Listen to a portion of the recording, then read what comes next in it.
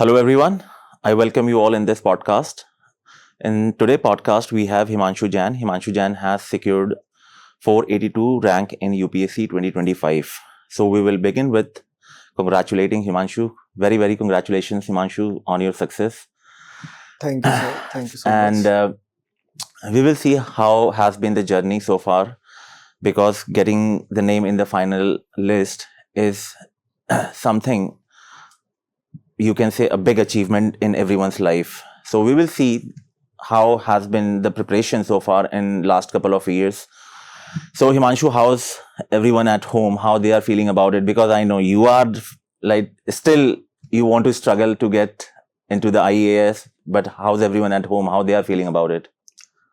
Sir, if I see that everyone is feeling happy about the rank because the struggle or the journey was not smooth. Yes. If I can say that it was my fourth attempt, and Okay. like in my first attempt I failed mains. In second attempt I failed prelims. In third attempt I could not clear the interview, and now this is my fourth attempt, and I got the rank of 482. So now everyone is feeling bit happy, and now they are like all are celebrating, and I also celebrating. But right now, like I'm in confusion whether I should give another attempt for the IAS exam. So that's the case. Okay. Yes. So fourth attempt. Yes. So 4 years of hard work, right? I would not say it's only hard work, but it's you can say the patience which you need, right? Because बहुत लोग hope को lose कर देते हैं कि यार interview भी दे दिया है, बार बार मेंस दे रहे हैं.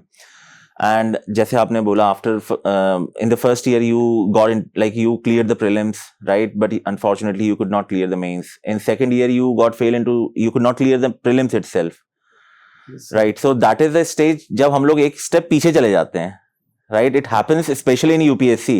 In all other field, at least you see a jump.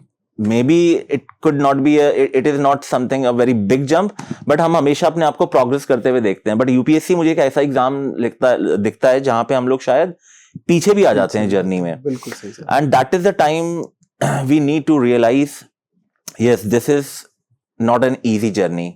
और वहां पे खाली हार्ड वर्क नहीं, आपके अंदर पेशेंस होनी चाहिए, consistency, discipline, everything plays a very important role, right? Yes, sir. So what about your schooling and all, कहाँ से हुई है ये सब? सर मैंने 12th क्लास तक अपने home town that is in Bharatpur, like the home town is Nadwe, that is in Bharatpur district of Rajasthan. After that I have done my graduation from IIT Kanpur. Okay. And after that I worked for 2 years in a private firm as a machine learning engineer. And then I decided to quit the job and to start preparing for the civil services, because my father was also motivated me, and it was like बचपन से था एक कि civil services try करना है, फिर बनना है. तो फिर ऐसा लगा कि अब 2 साल जॉब हो गए, तो अब ऐसा है कि थोड़ा कुछ करके अलग करते, क्योंकि जॉब भी मोनोटोनस हो गई थी 2 साल के बाद. तो फिर मैंने कहा सिविल सर्विसेज ट्राई करते हैं. फिर तब से मैंने इसको सिविल सर्विसेज की जर्नी में हूँ. ओके. सो जॉब में जाने के बाद you realize the importance of civil services, और you had it in back in mind कि हाँ मुझे सिविल सर्विसेज यूपीएससी के लिए प्रिपरेशन करनी है बिफोर? लाइक यूजुअली क्या होता है कि जब हम लोग after the college, even because I have done the same thing, college के बाद job, then I started thinking कि चलो सिविल सर्विसेज के लिए प्रिपेयर करते हैं. सो आपके साथ क्या पहले से था कि सिविल सर्विसेज में जाना है, और या जॉब में जाने के बाद when you saw the private life and it is so monotonous, so hectic, right? Same चीज आप रिपीट कर रहे हो ऑन ए डेली बेसिस, उसके बाद आपको रियलाइज हुआ कि हाँ चलो यार let's look for the UPSC where the opportunity is so dynamic in the nature? Sir इसके लिए मल्टीपल फैक्टर्स थे. एक पहले से तो था ही कि बैकएंड में कि भाई सिविल सर्विसेज करना है अपन को, पर प्लस में ये था एक फाइनेंशियल सिक्योरिटी भी चाहिए थी. तो फिर मैंने कि थोड़े साल 1-2 साल जॉब करते हैं जिससे अपनी थोड़ी सेविंग्स हो, और फिर उस बेसिस पे अपन अच्छे से प्रिपेयर भी कर पाएंगे, क्योंकि फिर कोई टेंशन और मेंटल ब्लॉक नहीं रहेगा, फिर अपन फ्रीली अपन प्रिपेयर कर पाएंगे. तो ये एक और पर्पस था जॉब करने का. फिर लेकिन जॉब में जाकर देखा कि भाई यहाँ तो मतलब सेम ही काम हो रहा है, कोई मतलब कोई ज्यादा चैलेंजिंग वर्क नहीं है, सेम मोनोटोनस सा काम हो गया है. तो फिर मैंने सोचा कुछ अच्छा करते, कुछ अच्छा ट्राई करते. फिर पता चला कि सिविल सर्विसेज में बहुत सारी डाइवर्सिटी है, बहुत करियर अपॉर्चुनिटी है. तो मैंने एक बार सिविल सर्विसेज भी ट्राई करके देखते हैं. और फिर एक मतलब मेरे जो फादर थे वो तो मोटिवेटिंग फैक्टर थे ही, मतलब ऐसा था जब मेरा जॉब चल रही थी तब वर्क फ्रॉम होम भी स्टार्ट हो गया था कोविड के टाइम पे। ओके तो मैं घर से ही काम कर रहा था, तो मेरे पापा तो मतलब मेरे को डेली मोटिवेट करते थे कि भाई सिविल सर्विसेज का कर, सिविल सर्विसेज का कर। तो वो धीरे धीरे कांस्टेंट पुश से फिर मैंने वो जॉब को छोड़ ही दिया था। चलो, that is a good support, I would say, because parents play a very important role, right? Definitely. And बिना उनके पुश के हम लोग कुछ नहीं कर सकते. That is what I believe. Yes, yes. ठीक है, क्योंकि उन्हीं के लिए करना है, उन्हीं के थ्रू मोटिवेशन हम लोगों को मिलता है. And that is the reason I can imagine कि how happy they will be, right? Yeah. उनके लिए तो आपका लिस्ट में नाम आना ही is a big achievement, क्योंकि 4 साल आपने अकेले स्ट्रगल नहीं किया है. उनके भी ड्रीम्स, राइट, उनके भी जो ख्वाहिशें थी वो फाइनली कंप्लीट हुई हैं. हाँ, अब आगे आपको जर्नी कंटिन्यू करनी है आईएएस के लिए, then yes, that should be, I think that is more, you can say, depend on your mindset कि आप 26 में you want to start with the preparation again, you want to start for the 2026 or whether you want to go for 2027, क्योंकि अब एक ही attempt बचा हुआ है, right. सो अब वो भी एक इस क्राइटेरिया की वजह से भी बहुत लोग कंफ्यूज हैं. हाँ सर, जैसे नया रूल्स आया है, हाँ, तो उसने जैसे अभी जो सिलेक्टेड लोग हैं वो एक ही अटेम्प्ट दे सकते हैं, तो 26 का या 27 का. हाँ. तो अभी मैं घर पे भी गया था, so there were a discussion about it also. अच्छा, पेरेंट्स के साथ भी था? पेरेंट्स के साथ भी था. हाँ हाँ. So they were saying that now you can get IPS और IRS with your rank, but if you want to try you can go for IAS also. तो वो तो मतलब पूरे सपोर्टिव है कि जो तुम डिसीजन लोगे हम उसका सपोर्ट करेंगे. तो वो उन्होंने भी मतलब मेरे ऊपर ही वो डाल दिया. हाँ, बिल्कुल बिल्कुल. अब उनको लग गया लड़का फाइनल लिस्ट में आ गया, now he is capable to take the decision on his own, right. तो व्हिच इज गुड एक्चुअली, क्योंकि अब पेरेंट्स लोगों को इतना कुछ पता नहीं होता है sir, to be very frank. अगर if you are coming from a middle class families, और अगर आपकी फैमिली से कोई सिविल सर्वेंट नहीं है, तो बहुत कम ही पता होता है कि how does it make a difference to become an IAS और आईआरएस और आईपीएस. जो दिखता है हमको तो वही चीजें लगती हैं, बट हाँ, अब ये आपके सामने एक बड़ा चैलेंजिंग टास्क है कि डिसाइड करना कि whether you want to go for 2026 और 2027, राइट. सो हिमांशु, मैं अभी देख रहा था आपके 2024 में एसए में you got 77 marks, right, and this year you got 112. Yes sir. So क्या changes you think, like what was the strategy you have followed to improve the marks in essay? Sir 2024 में ऐसे I got 77.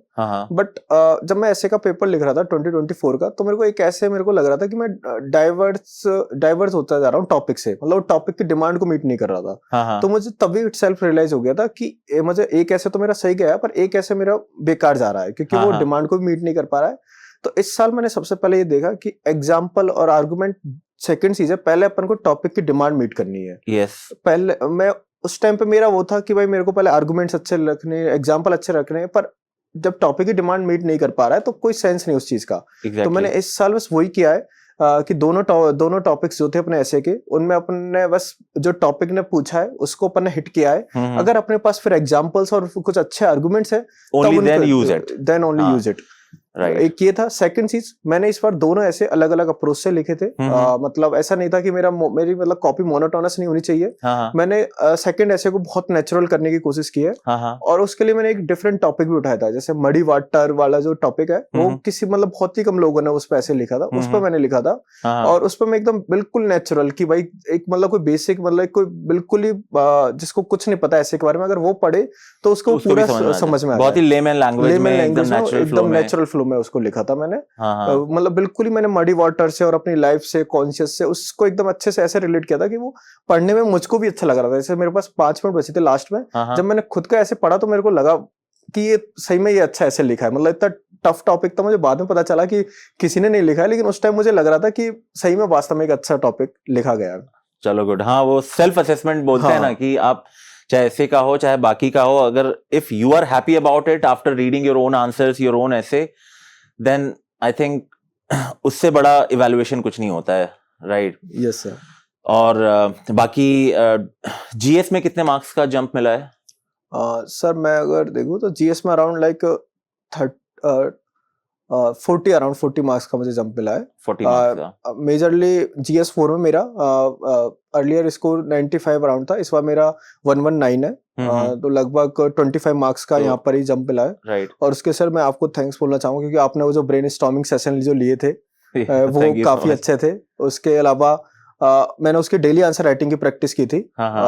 मेरा ये था कि GS4 में अपन को answer writing करनी है, उसका कोई सब्स्टिट्यूट नहीं है, क्योंकि मेरे पहले जो 2 मेंस थे वो मैं आंसर राइटिंग इतनी प्रैक्टिस नहीं की थी और उसमें पुअर स्कोर भी आया था GS4 में 94 95 कुछ ऐसा ही था। इस बार मैंने आंसर राइटिंग प्रैक्टिस की, प्लस में मैंने अच्छे नए एग्जाम्पल्स कलेक्ट किए, न्यूज़पेपर डेली पढ़ते थे तो उससे जो भी कुछ भी नए एग्जाम्पल्स मिले तो उनको लिया और उनको अपने आंसर्स में इंक्लूड किया। तो उस वजह से मेरा स्कोर अच्छा खासा इंप्रूव हो गया 25 मार्क्स से। Okay, that's good.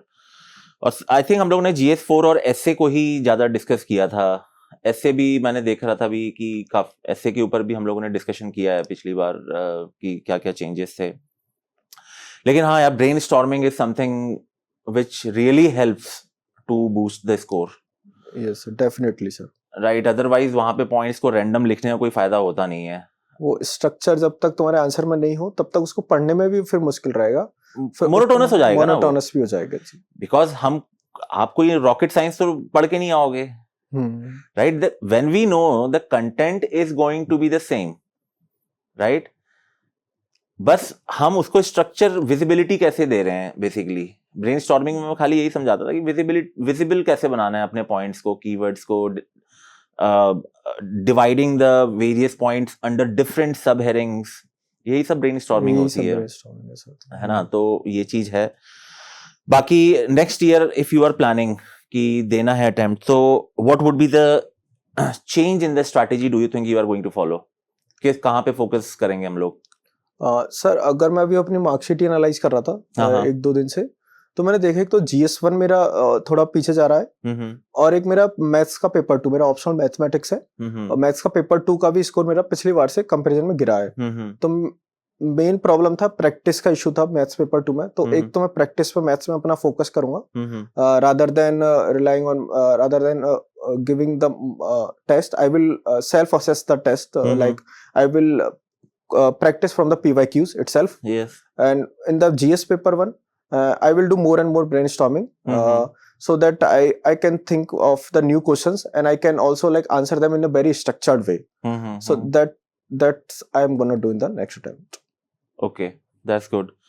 हाँ, क्योंकि ऑप्शनल आपका टेक्निकल है, right? Either it can boost your marks like anything, like 300 plus B you can easily achieve. Or either you can come down towards like 220, 230 if the process is not being followed, और अगर final जो answer है वही match नहीं हो रहा है तो। क्योंकि ये टेक्निकल सब्जेक्ट्स में मैंने देखा है बहुत लोगों के, या तो वो 220-30 में रह जाते हैं या फिर वो 290-300 क्रॉस कर जाते हैं। Yes sir. 250-60 में hardly I have seen people scoring in these technical subjects. Yes sir, that's true. है ना। तो यस, उसके लिए हार्ड वर्क तो प्रैक्टिस करनी पड़ेगी इनफैक्ट आपको, और PYQ के बेसिस पे। और अभी टाइम है, I think we can do it, अगर अभी भी 2 महीने हैं ही। यस सर, तो अभी मेरा यही है कि मेंस का कुछ थोड़ा बहुत मेंस का भी पढ़ना है, प्रीलिम्स पे भी फोकस रखना है। हाँ, क्योंकि प्रीलिम्स को भी अपन लाइटली नहीं ले सकते। अगर प्रीलिम्स से एक तरह से लास्ट प्रीलिम्स है मेरा, तो मेरे को इसको एकदम अच्छे से करना है। अगर मैं प्रीलिम्स में कंफर्टेबल होऊंगा तब मैं मेंस की तरफ जाऊंगा। वैसे मेरा साथ साथ ब्रेनस्टॉर्मिंग थोड़ा बहुत चलेगा, लेकिन वो एक लिमिटेड टाइम के लिए। मेन मेरा फोकस प्रीलिम्स को ही है, क्योंकि प्रीलिम्स निकालना फिर अपने पास 90 डेज बहुत है, मतलब राइट। जैसे जिस तरह से मेरे को इम्प्रूव करना है तो उस हिसाब से मेरे पास 90 डेज मोर देन इनफ है। तो मैं उसमें भी ये सब चीजें कवर कर सकता हूँ। हाँ, तो I think best strategy would be कि what we have to do in those 90 days हम उसको सॉर्ट आउट कर लें पहले in next 2 months, so that we should not waste even a single day after the prelims. Yes sir, that's true, because in last year prelims और mains के बीच में 90 days का ही था। हाँ। मैंने प्रीलिम्स का एग्जाम दिया, फिर 2-3 दिन बाद थोड़ा रिलैक्स किया, उसके बाद से मैं स्टार्ट कर दिया। तो मुझे पता था मेरा एथिक्स का स्कोर पुअर था पिछली बार, तो मैंने अपने एथिक्स पे काम करना स्टार्ट कर दिया था। और वो उसका मतलब अगर देखे रिजल्ट में वो रिफ्लेक्ट भी हुआ है। तो ऐसे ही मैं सोच रहा हूँ इस बार भी कुछ सिमिलर टाइप का ही स्ट्रेटेजी रखना है। कि जैसे ही प्रीलिम्स का पेपर खत्म हो, विदाउट वेस्टिंग, अगर मुझे लग रहा है कि कहीं कंफर्टेबल हूँ, मैं कट ऑफ से क्लियर ऊपर जा रहा हूँ, तो without wasting much time I would start preparing for the mains exam. हाँ, वो पहले से ही स्ट्रैटेजी हम लोग देख लेंगे, डिस्कस कर लेंगे कि कैसे कैसे करना है, कौन कौन से पेपर, जैसे जीएस पेपर 1 है, हम लोग अभी डिस्कस कर ही रहे थे कि उसमें सोसाइटी के क्वेश्चंस हो गए which are very open ended, है ना, हिस्ट्री के क्वेश्चन है जो बहुत ज़्यादा फैक्चुअल हैं, on the other hand society के बहुत ज़्यादा ओपन एंडेड है, और वहीं पे सारा कन्फ्यूजन क्रिएट हो जाता है क्योंकि शिफ्ट एकदम 180 डिग्री टर्न है ना, एक जगह स्टैटिक, एक जगह एकदम ओपन एंडेड। तो ओपन एंडेड क्वेश्चन जब आते हैं तो उसमें फंस जाते हैं हम लोग कि यार अभी तो सब रटा हुआ लिख रहे थे, अब सोचना पड़ रहा है उसको। तो उसके लिए पहले से template framework, this is what we have to prepare definitely, right. So Himanshu, any message for our audience or the students who are going to appear, who have who could not find their name in the final list but have given the interviews or the mains? So can you suggest any particular or vital component which can help them to at least try or at least see their name in the final list? ऐसा क्या है जो एक difference create करता है between those who are veterans and given couple of interviews but unfortunately could not see their name in the list and those who finally make it to the list? ऐसा क्या, मतलब आपको क्या लगता है वो vital component क्या है ऐसा? सर अगर मेरे को बताना होगा, मतलब मेरे पास कुछ नया बताने को तो है नहीं क्योंकि आप सबने वो पहले से सुन रखा है। जैसे मेरा पिछली बार इंटरव्यू के बाद नहीं हुआ था और फिर एक ही महीने था प्रीलिम्स के बाद, तो मैंने पहले तो अपनी गलतियों को एनालाइज किया था कि क्या क्या मेरे से गलतियां हो रही हैं। जैसे मैंने बताया कि एथिक्स का स्कोर पुअर आ रहा था तो उस पर काम करना है। तो मैंने अपनी जो फेलियर था उससे लर्न किया कि कहाँ कहाँ पे अपन चीजें इंप्रूव कर सकते हैं, और बस अपन को हार्ड वर्क ही करना है, उसका कोई सब्स्टिट्यूट नहीं है। बाकी सबको पता है कि क्या करना है, अपने फेलियर सबको पता है कि अपने को क्या क्या इंप्रूव करना है, बस उन्हीं पे काम करना है और बस अपने ऊपर भरोसा रखना है। अपन पक्का लिस्ट में आ ही जाएंगे। जैसे इस बार मैं आ गया हूँ, पिछली बार मैं नहीं था। मेरे लिए बहुत सेटबैक था क्योंकि इंटरव्यू के तुरंत बाद प्रीलिम्स पे आना अपने आप में ऐसा लगता है कि अभी तो कहाँ थे, फिर अचानक से कहाँ गिर गए। पर कोई घबराना नहीं है अपन को अपने बस जो फेलियर्स हैं उनसे बस अपन को लर्न करना है, उनसे अपन को फीडबैक लेना है और उन पर काम करना है, और definitely we can make it to the list. Yes, very good. Because after giving interview, when you don't see the name in the list, like the feeling is like you are almost at the top, right? बस आपको एक step और लेना था, right, to achieve your dream, the life dream, right? And then you realize all of a sudden you have to start your journey back from the first step itself. Yes, sir. कि first अब तो नीचे से फिर से यहाँ तक आना है, तो वो पूरा एकदम, एक तो फेलियर का वो है, फिर से प्रीलिम्स देना है तो उसका और है, तो डबल बर्डन हो जाता है वो एक तरह से। हाँ, बट वही अपने ऊपर ट्रस्ट रखो और अपने फेलियर्स को एनालाइज करो, सब कुछ स्मूथली तो माइंडसेट, एक स्ट्रॉन्ग माइंडसेट होना बहुत जरूरी है इस केस में।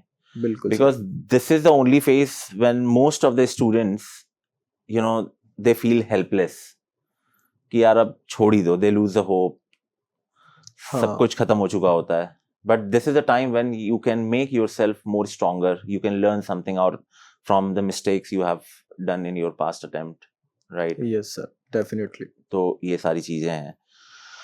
तो हिमांशु, यही सब चीजें थी, and we are so happy that finally you made it to the list, and we are always here. I hope we will be, if you will be giving the attempt in 2026. So we are going to sit with your copies, the answers, because this time definitely I would really want to see the improvement in the answers, right? क्योंकि अब आपका सोचने का तरीका अलग हो चुका है. That is the proof we have already seen.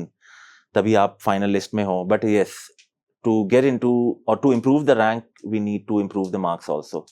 Yes sir, right? Definitely. So we are going to focus more on the brainstorming, जो हम लोगों ने भी डिस्कस भी किया है, और more structured way में how we can practice the answer writing. That is what we are going to see in the couple of months, right? Definitely, बाकी I hope you make it to the final list again in 2026. Thank you so much sir. So that you can make your family proud again.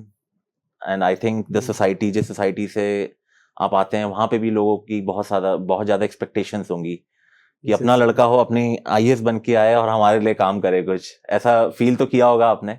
बिल्कुल बिल्कुल सब मतलब ऐसा है कि वो एक छोटा सा ही समाज है, मतलब एक गांव जैसा ही है हमारा शहर। हाँ तो हाँ वहां से आता तो वहां सब लोगों को एकदम वैसा लग रहा है कि अपनी एक फैमिली मेंबर ही है जो आईएएस बना है। यस, मतलब और उनके लिए तो उसको आईएएस ही यूपीएससी हो गया। हाँ उनके लिए तो यूपीएससी मतलब आईएएस ही आईएएस है। ही है। मैं उनको क्लैरिफाई कर रहा हूँ पर वो उनका तो वही है, ठीक है। तो फिर वो बात में ठीक है भाई, रैंक इंप्रूवमेंट करो और अच्छा करो। तो उन्होंने अपना हाँ आशीर्वाद के साथ मुझे यहाँ भेजा है।